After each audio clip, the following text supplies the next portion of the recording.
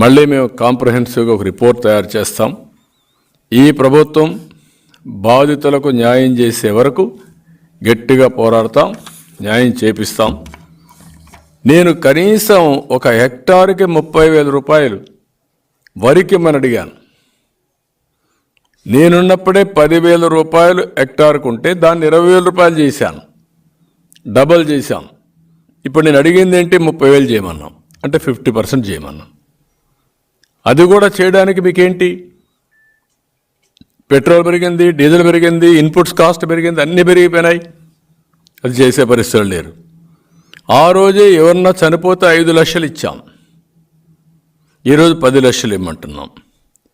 ఆ రోజే గాయపడిన వారికి సీరియస్గా 1,00,000 రూపాయలు ఇచ్చాం, ఈరోజు 2 లక్షలు ఇమ్మంటున్నాం.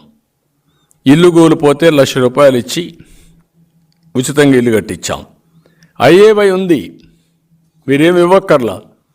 ఎన్ని ఇండ్లు పోతే ఐఏవై కింద కట్టడానికే వాళ్ళు ఆ డబ్బు ఫస్ట్ ప్రయారిటీ ఐఏవై ఇలాంటి దానికి ఇవ్వాలి.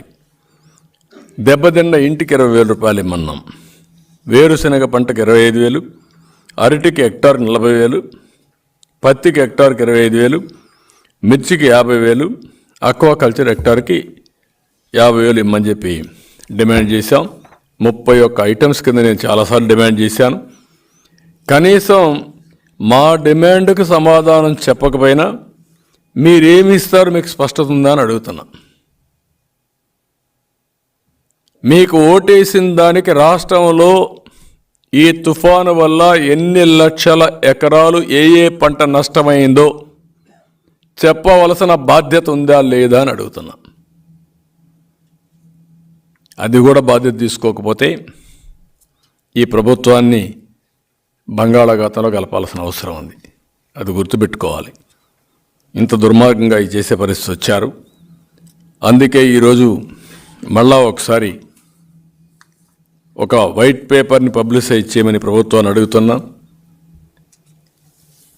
డ్రౌట్ వల్ల ఎంత నష్టమైంది, ఈ తుఫాన్ వల్ల ఎంత నష్టమైంది, మీరు ఎంత సబ్సిడీ, ఇన్పుట్ సబ్సిడీ కానీ క్రాప్ ఇన్సూరెన్స్ అమౌంట్ కానీ వాళ్ళని ఆదుకోవడానికి ఖర్చు పెట్టిన డబ్బుల వివరాలు చెప్పాల్సిందిగా మరొకసారి డిమాండ్ చేస్తున్నా. మేము కూడా కేంద్ర కమిటీకి ఎక్కడికి ఇస్తాం, మళ్ళీ మేము చేయాల్సిన బాధ్యత అంతా చేస్తాం. కడాను నిన్న పార్లమెంట్లో కూడా దీన్ని జాతీయ విపత్తుగా పరిగణించి సహాయం చేయమని మా పార్టీ అడిగాం. వీళ్ళు 22 మంది ఎంపీలు ఢిల్లీలో ఏ పైరులు చేసుకుంటారో వాళ్ళకే తెలియదు. వాళ్ళకు ప్రాధాన్యతలు ఏంటో వాళ్ళకి అర్థం కాని పరిస్థితి. 22 మంది ఎంపీలు 25 మంది గెలిపిస్తే మొత్తం కేంద్రం మెడలు వంచి అన్నీ చేస్తా అన్న వ్యక్తులు మెడలు దించేసి ఈరోజు ఇవన్నీ చేసే పరిస్థితికి వచ్చారు. ఇది చాలా దుర్మార్గం, నీచం. ఇది రాష్ట్ర రైతాంగం కూడా గుర్తుపెట్టుకోవాల్సిన అవసరం ఉంది. ఇలాంటి దుర్మార్గమైన ప్రభుత్వం మీరు కష్టాల్లో ఉన్నప్పుడు మిమ్మల్ని కనీసం పరామర్శించే తీరిక కూడా లేదు వీళ్ళకు. ముఖ్యమంత్రి విన్యాసాలు మీరు చూశారు, కార్పెట్ వేసుకొని పరామర్శించే పరిస్థితి. అంటే ఆయన పుట్టంగానే కార్పెట్లో పుట్టాడు, ఇంకా ఆయన ఎక్కడ కిందన కూడా దిగలేడు అనమాట. అలాంటి ముఖ్యమంత్రి మనకు దొరకడం దౌర్భాగ్యం. వ్యవసాయం అంటే తెలియదు, అందుకే అన్నాడు, దాంట్లో ఆశ్చర్యం లేదు. ఆలుగడ్డకు ఉల్లిగడ్డకు డిఫరెన్స్ తెలియదు. అలాంటివన్నీ కూడా మాట్లాడే పరిస్థితి, అపహాస్యం అయిపోయే పరిస్థితి వచ్చింది.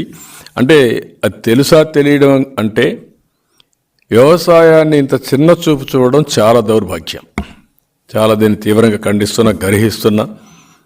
ఏది ఏమైనా ఇలాంటి క్లిష్ట పరిస్థితిలో రాష్ట్ర రైతాంగం చాలా బాధేస్తుంది. ఇలాంటి బాధ్యత లేని ప్రభుత్వం వల్ల రైతాంగం చాలా నష్టపోతున్నారు. మళ్ళీ నేను అది కూడా హామీ ఇచ్చాను, రాబోయేది రైతు ప్రభుత్వం, ఏం చేయాలో చేస్తామని చెప్పి చాలా క్లియర్గా చెప్పడం జరిగింది.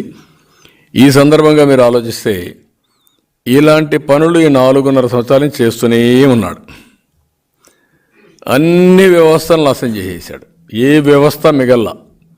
ఈరోజు రోడ్లు ఎంత భయంగా, రోడ్లు పొలాలు కలిసిపోయినాయి చాలా దిక్కల. ఆ పరిస్థితికి వచ్చే పరిస్థితి వచ్చింది. ఇంకొక పక్కన అన్ని ఒక వ్యవస్థ కాకుండా రోడ్ల వ్యవస్థ కానీ, డ్రైనేజ్ కానీ, అగ్రికల్చర్ కానీ, అనిమల్ హస్బెండరీ కానీ,